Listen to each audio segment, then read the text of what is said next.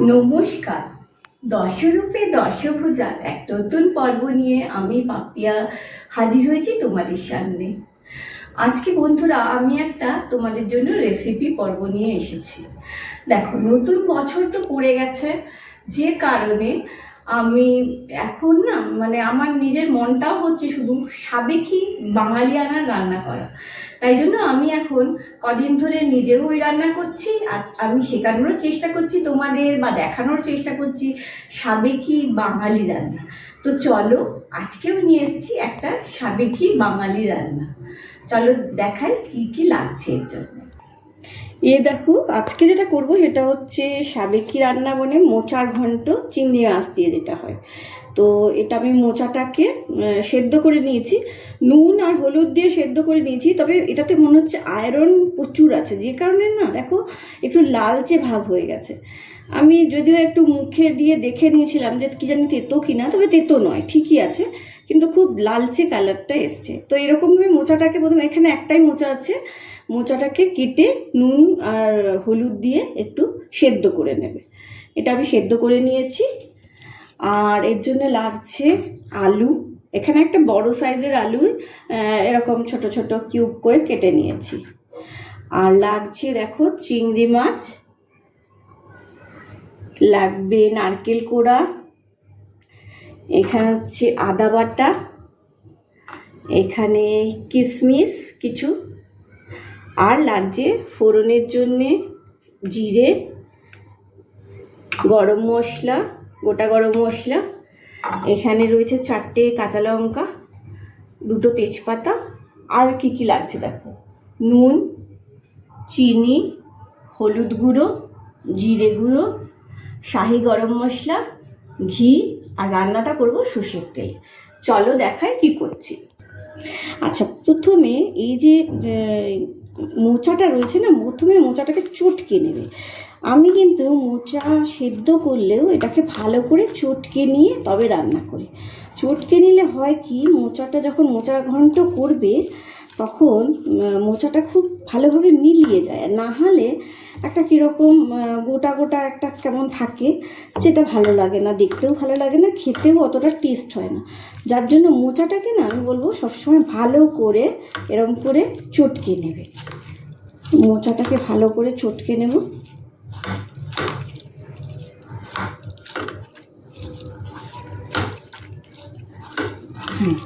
এই দেখো মোচাটা চটকালাম বলে দেখো মোচাটার কত কম পরিমাণে হয়ে গেল। মোচাটাকে চটকে নিলাম, এবার হাতটা ধুয়ে নিই, তারপরে বলছি। আচ্ছা, তারপরে এই যে চিংড়ি মাছটা রয়েছে, চিংড়ি মাছটার মধ্যে প্রথমে করবো কি, একটু হলুদ গুঁড়ো। আচ্ছা, তার আগে দেখি একটা চিংড়ি মাছটার মধ্যে একটু জল জমে গেছে, দাঁড়াও ফেলে দিই।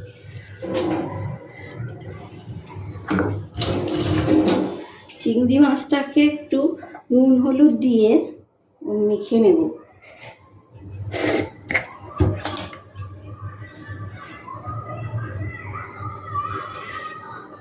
নুন আর হলুদ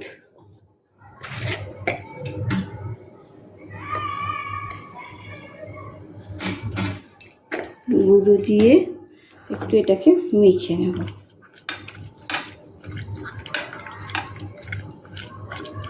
মেখে নিয়ে এবার ননস্টিকে তেল গরম করতে দেব, দিয়ে এগুলোকে ভেজে নেব। চলো তো আপনাদের দেখাচ্ছি। এই দেখো, তেল গরম করতে দিয়ে দিয়েছি। তেলটাকে গরম করে একটু ভালো করে গরম হোক, গরম করে নিয়ে তারপরে এর মধ্যে চিংড়িটাকে দিয়ে দেবো ভাজতে।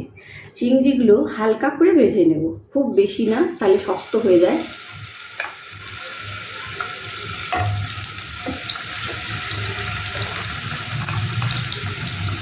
এখন যেহেতু বৈশাখ মাস, তার জন্যে সাবেকি রান্না করতে আমার নিজেরও খুব ভালো লাগছে।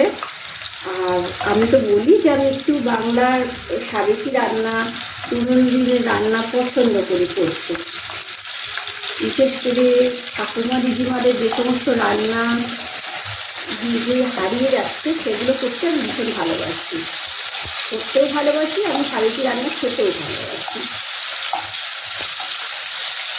এবার একটু একটু হোক, তারপরে নিচে চলে যাচ্ছে।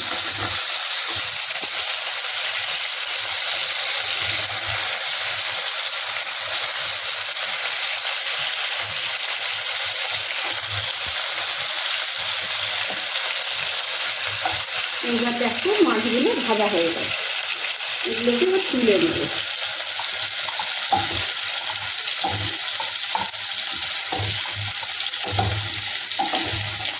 তুলে নিলাম। এই তেলটা থাক, এই তেলেই করা যাবে, কোনো প্রবলেম নেই। এবার এই তেলের মধ্যে আরও কিছুটা তেল দিয়ে নেব। তেল দিয়ে নিলাম, এর মধ্যে দিয়ে নিলাম জিরে ফোড়নে,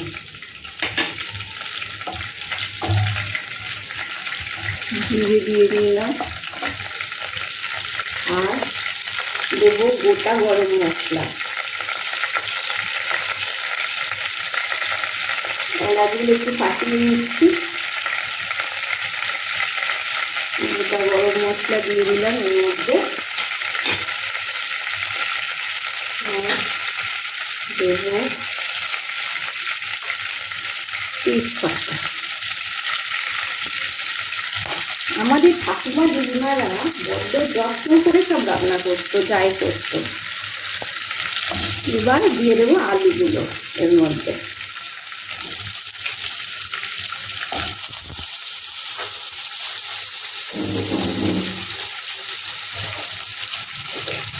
আলুগুলো দিয়ে এর মধ্যে নুন আর হলুদ গুঁড়ো, হলুদ গুঁড়ো দিয়ে আলুগুলোকে ভালো করে ভাজবো। আলুগুলোকে একদম লাল করে ভেজে নেবে, না হলে আলুটাকে সেদ্ধ সেদ্ধ লাগবে খেতে যদি অল্প ভাজে। তাই আলুটাকে ভালো করে ভেজে নিতে হবে। এখন দেখো আমাদের প্রচুর নানা ধরনের রান্না যেমন মানে বেরিয়েছে, বাইরের রান্না আমরা জানতে পারি টিভি বা বইপত্র, নেট সব কিছুর মাধ্যমে, ফেসবুক বলো যা কিছু। কিন্তু আমাদের ঠাকুমা দিদিমারা তো এগুলো পারতো না, কিন্তু তারা নিজেদের থেকে যে সমস্ত রান্না করতো তাদের রান্নাও কিন্তু সত্যি অনবদ্য ছিল।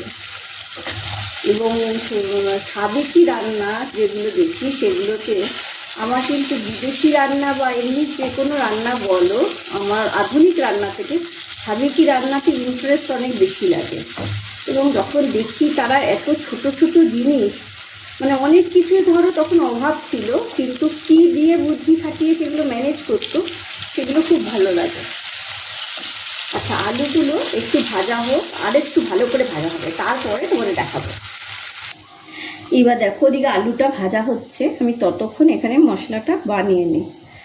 আদাটা এখানে 2 চামচের মতো আদা রয়েছে, 4 চামচের 2 চামচ আদা দিয়ে দিলাম। এবার 2 চামচ 1.5 চামচের মতো জিরে গুঁড়ো দিয়ে দিলাম,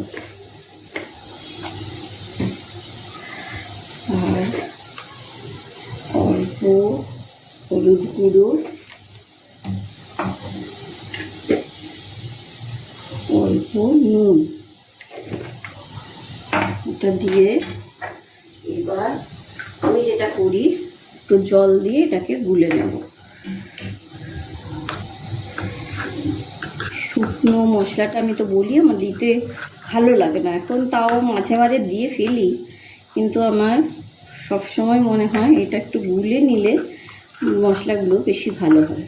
চলো, এবার এটা বানানো হয়ে গেছে। এবার এখানে যে আলুটা ভাজছিলাম, এটা ভাজাটা দেখো হয়ে গেছে, এর মধ্যেই মশলাটা দিয়ে দিলাম।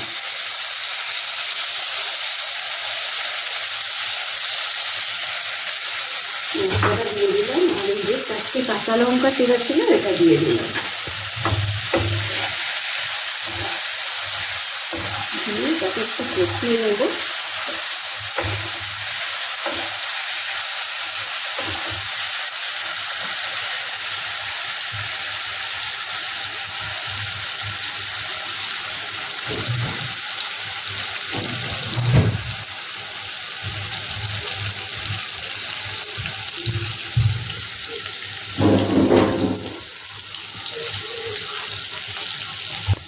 আর বন্ধুরা আমি একটা জিনিস ভুলে গেছিলাম, একটু টমেটো লাগবে। আমি একটু টমেটো এর মধ্যে দিয়ে দিলাম কষানোর সময়। একটা ছোটো সাইজের টমেটোতেই হয়ে যাবে, যে পরিমাণ মোটা রয়েছে। এবার টমেটো দিয়ে মশলাটা ভালো করে কষিয়ে নিই। অলরেডি মশলাটা নিয়ে কষানো হয়ে গেছে। এইবার দেখো এটা কষানো হয়ে গেছে। এবার মোচাটা দিয়ে দেবো এর মধ্যে। মোচাটা দিয়ে দিলাম।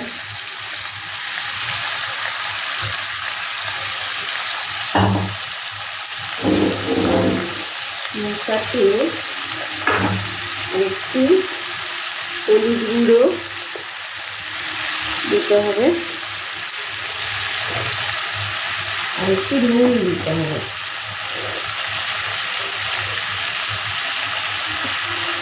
অল্প দিলাম, তারপর দেখে নিয়ে আবার দেবো। এইবার মশলার সাথে এটা ভালো করে মিশিয়ে নেব।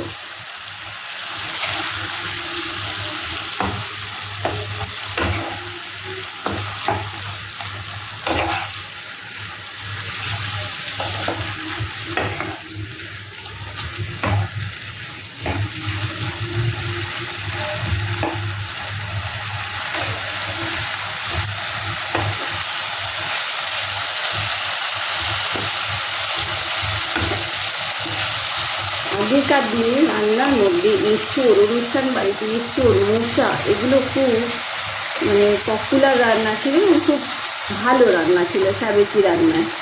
আর আমার তো মনে হয় এটা এখনও প্রচুর মানুষের প্রিয় এই আইটেমগুলো।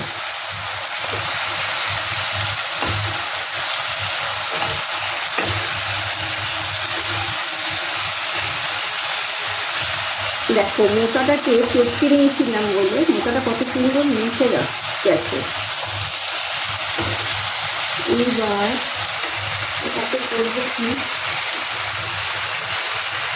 এটার মধ্যে যে নারকেল কোড়াটা ছিল এইটা এর মধ্যে দিয়ে দেবো। দিয়ে একটু অল্প চিনি দেবো। মোচা কিন্তু মোচার ঘন্টা একটু মিষ্টি না হলে ভালো লাগবে না।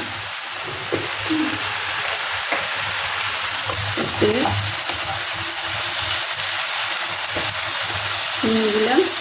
এবার একদম কম পরিমাণ, যে বাটিটাতে আমি মশলাটা গুলেছিলাম সেই বাটিটা দিয়ে একটু জল দিয়ে দেবো, কারণ আলুটাকে সেদ্ধ করতে হবে। আলুটা তো আমি ভেজে নিয়েছি, কিন্তু আলুটা তো আগে সেদ্ধ করা ছিল না, মোচাটা সেদ্ধ করা ছিল। যার জন্য আলুটা সেদ্ধ করার জন্য একটু জল দিয়ে এটাকে চাপা দিয়ে দিতে হবে।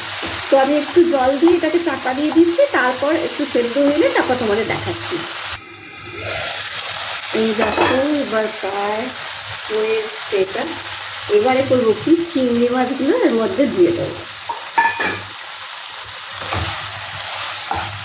চিংড়ি মাছটা দিয়ে দিলাম।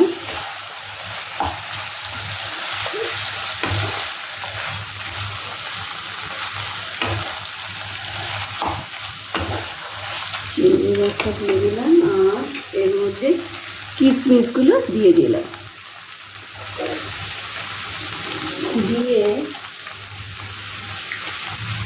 একটু ঘি, আগেকার তো জানো যে যত রান্না পুরোনো দিনের রান্না নিরামিষ রান্নায় ঘিটা ইউজ হতো, এখন যেমন বাটার ইউজ হয় বেশিরভাগ। একটু ঘি দিয়ে দিলাম এর মধ্যে আর একটু শাহি গরম মশলা দিয়ে দিলাম। দিয়ে এবার এগুলোকে মিশিয়ে নেব।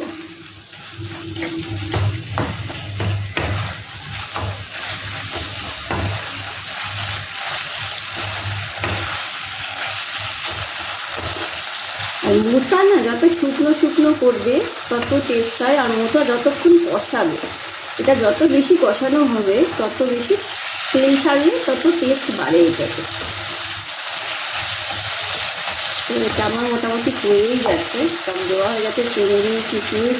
আর কিশমিশ দেওয়ার পরে না বেশিক্ষণ এসে রাখবে না, তাহলে কিশমিশগুলো সেদ্ধ সেদ্ধ হয়ে যাবে। আমার এটা হয়ে গেছে, এবার আমি গ্যাসটা বন্ধ করে দিচ্ছি, তারপর তোমাদের দেখাচ্ছি। এই দেখো বানানো হয়ে গেছে মোচার ঘন্ট, চিংড়ি দিয়ে মোচার ঘন্ট। তো সাবেকি বাঙালিয়ানা রান্না আমি তো বললাম, আর এইসব রান্না আমার ভীষণ পছন্দ। আর আমি চাইবো আমার বন্ধুরাও এই সমস্ত সাবেকি রান্না অবশ্যই করুক, কারণ আমাদের ঐতিহ্য অবশ্যই আমাদের হাত ধরে, আমাদের পরবর্তী প্রজন্মের হাত ধরে বেঁচে থাকুক।